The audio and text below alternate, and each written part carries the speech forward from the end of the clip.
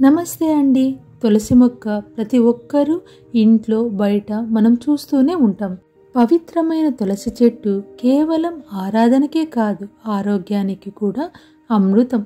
మనకు ఇంకా చలికాలం వచ్చేస్తోంది. ఈ చలికాలంలో తులసి నీళ్లు మనకు రోగనిరోధక శక్తిని పెంచి తరచుగా వచ్చే జలుబు, దగ్గు, గొంతు నొప్పి, జ్వరం, శ్వాసకోశ సమస్యలకు ఉపశమనం కలిగిస్తుంది. ముఖ్యంగా మనమందరం ప్రతిరోజు ఉదయము తేనె, మిరియాల పొడి కలుపుకొని తులసి నీటిని తీసుకోవడం వల్ల అన్ని రకాల ఇన్ఫెక్షన్లను దూరం చేసుకోవచ్చు.